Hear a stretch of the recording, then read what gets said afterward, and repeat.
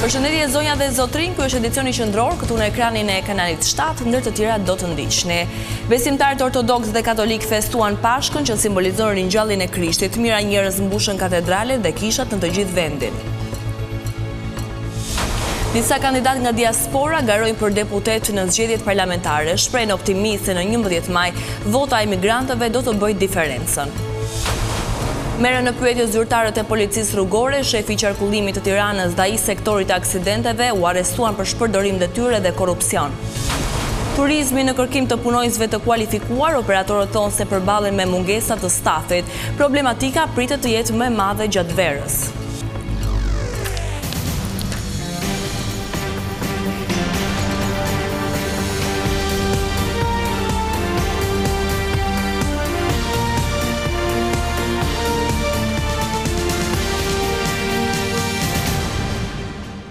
Do të vjojmë më gjërësisht me lajmet. Mijëra besimtarë të Krishterë kremtuan Pashkën, festën e rëndësishme që simbolizon ringjalljen e Krishtit. Ortodoksët dhe katolikët të mbushën në mesnat katedrale në kryeqytet për të ndjekur meshat e shenjta. Me qërinë të ndezur në duar, ata u lutën për më shumë shpresë për familjarët e tyre. Ortodoksët, katolikët dhe ungjillorët festojnë këtë vit në të njëjtën ditë Pashkën, festën më të rëndësishme në besimin e krishterë. Me përshëndetjen Krishti u ngjall, besimtarët kujtuan ngjalljen e Krishtit 3 ditë pasi ai u kryqëzua. Mesnata e gjeti besimtarët ortodoks dhe ata katolik në katedralet e kryeqytetit për të festuar Pashkën. Me urimin Krishti u ngjall, besimtarë të shumtë ortodoks u mblodhën në katedralen në qendër të Tiranës, ku ndoqën meshën e drejtuar nga kryepiskopi i Zot Joani, i cili përcolli mesazhe shprese. Në këtë ditë të shenjtë, të gjithë jemi të ftuar të marrim pjesë në këtë gëzim, sepse vetëm duke përjetuar në jetën tonë dritën çliruese të ngjalljes, qenia jonë mund të transformohet e të arrijë dimensionin e saj të plotë. Ne kemi sigurinë se dashuria e tij është me forcë urrejtja, jeta në të me forcë vdekja, dhe se shpresa jonë në Krishtin është me forcë dëshpërimit. Mesha e shenjtë u mbajt gjithashtu edhe në katedralen katolike të Shëmpalit, e cila u drejtua nga arqipeshkvi i Zot Arian Doda. Në lutjen e tij përpara besimtarëve u lut për një të ardhme më të mirë. Lajmi i ringjalljes së Krishtit të përhapet të therë në vendin tonë, në çdo kontekst të shoqërisë shqiptare, me këngën e gëzueshme të Alelus. Ta këndojmë veçanërisht me zemër dhe me jetë, pa tharmin e vjetër të natyrës së korruptuar, duke kërkuar të jemi më të thjeshtë, duke pasur kurajon të riedukohemi dhe të edukojmë tek jeta e virtytshme dhe plot vepra të mira. Besimtarët katolik dhe ortodoks përcollën urimet e tyre për begati në familjet e tyre. Gëzuar Pashkët të gjithë ata që besojnë në Krisht. Pashkë të bekore për të gjithë, shëndet, mbarësi edhe paqe. Pas përfundimit të meshave, besimtarët u drejtuan shtëpive të tyre me dritën e qererit si një simbol i shpresës dhe ringjalljes. Gëzuar, shëndet, mbarësi, lumturi për të gjithë. Mbarësi, paqe, begati dhe sa më shumë dashuri me njëri tjetrin. Pashka shënon ringjalljen e Jezu Krishtit pas kryqëzimit dhe rikthimin e shpresës për njerëzimin. Pashka është festuar në të gjithë vendin. Qytetarët u janë drejtuar kishave ortodokse dhe atyre katolike për të marrë pjesë në mesha tradicionale.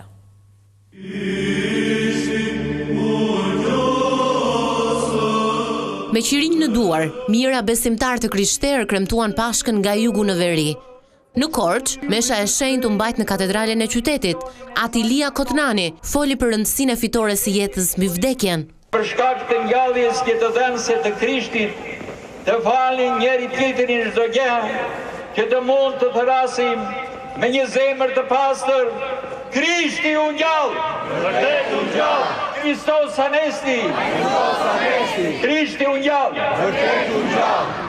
Besimtarët të ardhur edhe nga përtej kufirit, ku jetojnë e punojnë si emigrant, ju bashkuan meshës.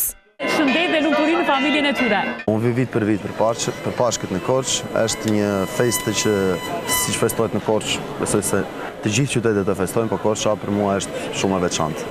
Ne u gëzuam shumë qenë sot këtu në Korç, është shumë bukur. Unë kam 7 vjet që nuk kam erdhur, ishte pashtat vjetës këtu për Pashkët dhe më pëlqevi jashtë masës. Paqe për të gjithë. Tradita e shenjtë me mesazhin Krishti u ringjall, u ndoq edhe në Elbasan si dita e rilindjes së shpresës, forcimit të besimit te Zoti dhe kalimit nga e përkohshmja në të përjetshmen. Edhe në Vlorë, Fier e Berat, mesnata solli lajmin e mirë të dritës së përjetshme.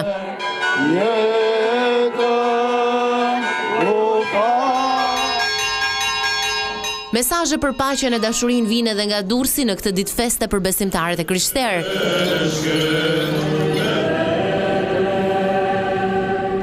Në Shkodër, u mbajt mesha e shenjtë në katedralen e Shën Shtjefnit, nga arqipeshkvi i Shkodër Pult, Imzdot Giovanni Peragjine.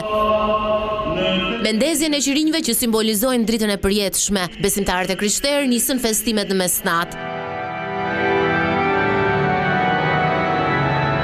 Alleluja është britma e gëzueshme e kishës që kremton ringjalljen e Krishtit, fitoren e tij mbi vdekjen dhe fillimi e një jete të re. Në Lezhë, rituali i Pashkës kulmoi në mesnatë. Mesha u drejtua nga i peshkvi Monsignor Ottavio Vitale, që nënvizoi mesazhin e kësaj dite si një ndër më të rëndësishmet në kalendarin liturgjik. Në sheshe, katedrale dhe kishat e qyteteve kryesore të vendit, besimtarët morën nga drita e Zotit në shtëpitë e tyre.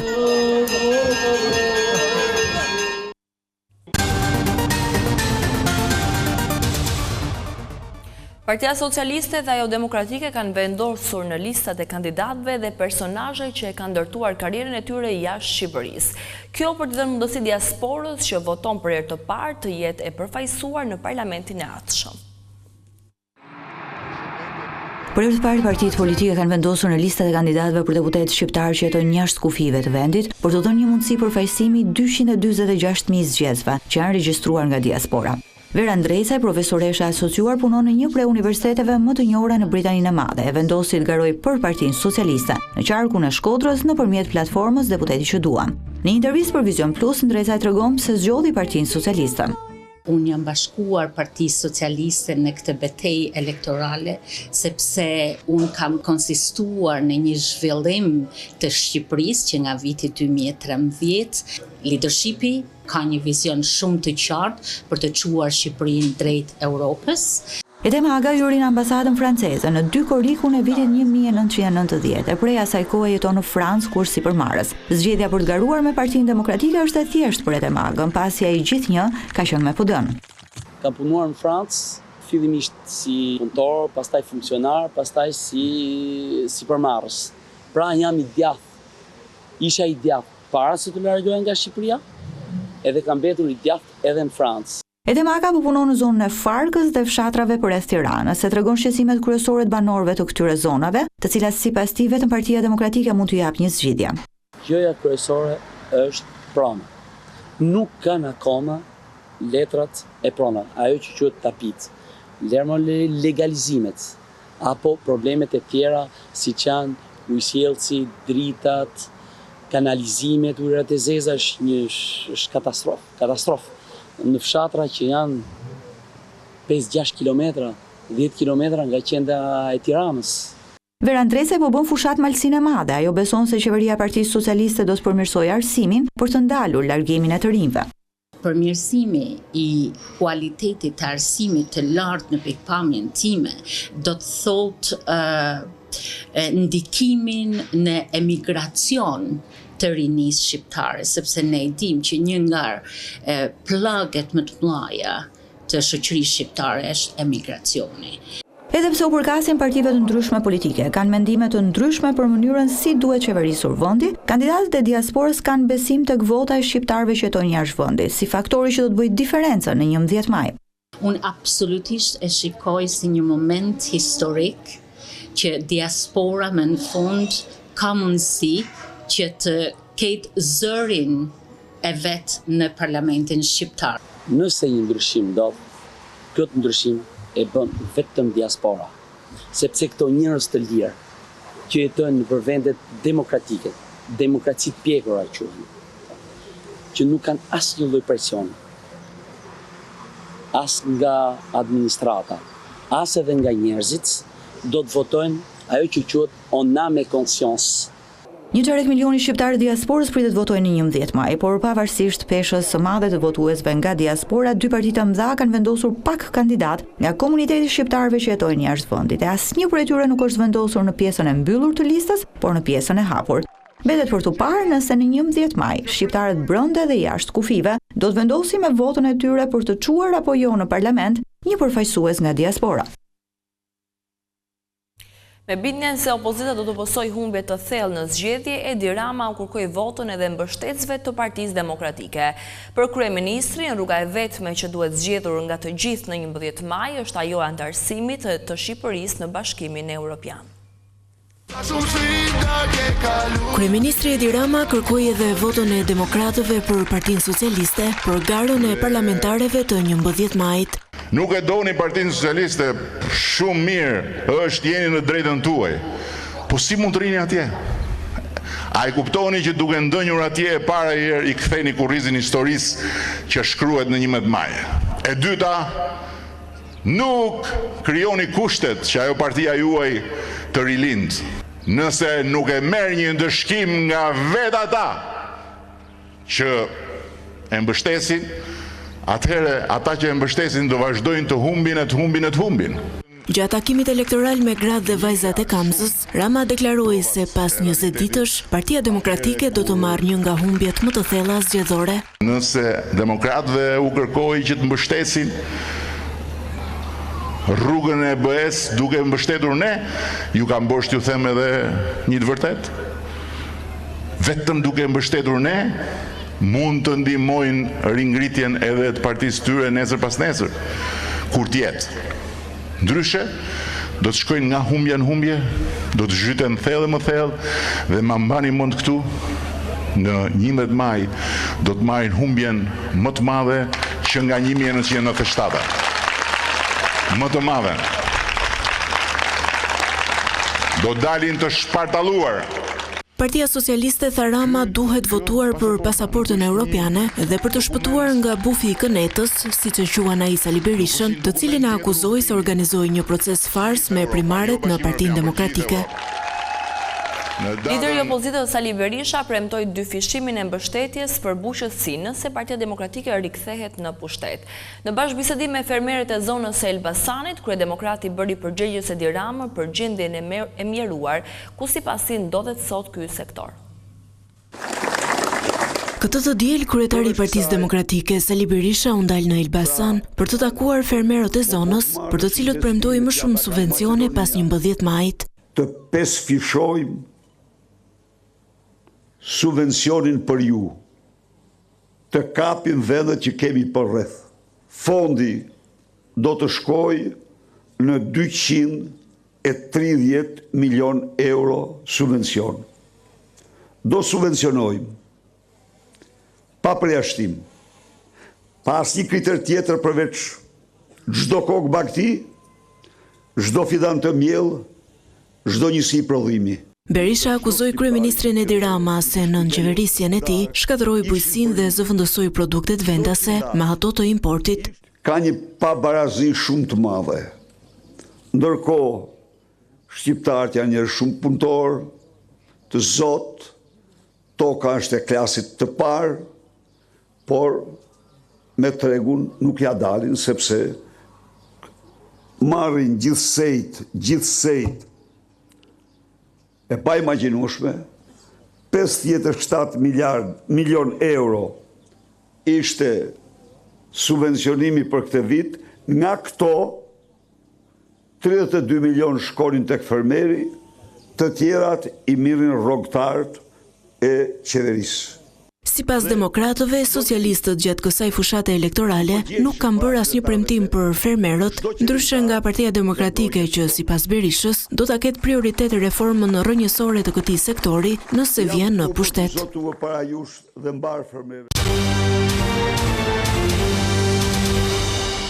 Pasi u arrestuan me urdhër të prokurorisë së posaçme, zyrtarët e policisë rrugore u morën në pyetje këtë të diel nga agentët e Byros Kombëtare të Hetimit.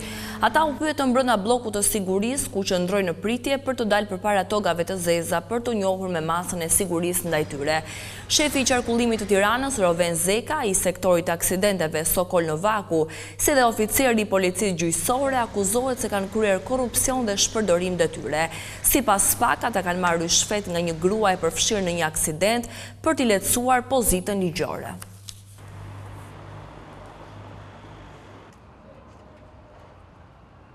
Rritja ndjeshme e pagave vitet e fundit në turizëm nuk e ka zgjidhur problematikën e mungesës së punojësve në këtë sektor.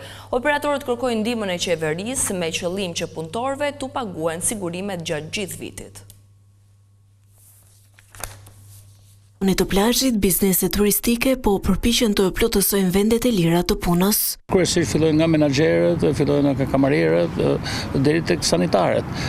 Edhe këto, ndërkohë që këtu ke neve për hir janë rritur rrogat, duke filluar nga sanitarët deri te shefat e kuzhinës, të cilët kanë rroga mjaft të kënaqshme, duke filluar që ke sanitarët, të cilët kërkojnë, domethënë, flas në bregdet, nëpër hotele. Kërkojnë varojnë rrogat nga 1.200 euro në muaj. Kamarierët po gjithashtu 1.200 deri 1.500. Kuzhinierët fillojnë nga 2.000 euro e lartë, sipas standardet e hoteleve. Në përgjithësi të gjitha strukturat kanë filluar fushatën e rekrutimit të burimeve njerëzore, të cilët po përpiqemi për të zauruar në maksimum të gjithë ata që kërkojnë të punësojnë në këtë sektor. Sipas të dhënave nga Agjencia Kombëtare e Punësimit, vetëm për 3 muajt e parë të vitit janë regjistruar afro 2200 vende të lira pune në sektorin e turizmit, ndërsa nevoja gjithëvjetore është disa herë më e madhe. Duhen mbi 10.000, 12.000 domethënë punojës që të plotësojnë nevojat e gjithë turizmit bregdetar. Ka disa hotele që sigurisht mundohen që t'i mbajnë edhe jashtë sezonit, por kjo ne kemi ngritur zërin, domethënë në takime tjera, është domosdoshme që qeveria të ndihmojë për sa i përket jashtë sezonit, siç i kanë dhe fqinjet tanë, duhet i paguajë sigurimin shoqëror këtyre punojësve. Numri më i madh i vendeve të punës në industrinë e turizmit sipas Agjencisë Kombëtare të Punësimit është në Durrës, pasuar nga Saranda, Vlora dhe Tirana. 68% e vendeve të lira kërkohen me eksperiencë pune, ndërsa për 22% të pozicioneve, biznesi siguron edhe transportin për punonjësit. E përgatitur edhe për këtë edicion informativ, unë ju falenderoj për vëmendjen tuaj, bashkë përpafshim.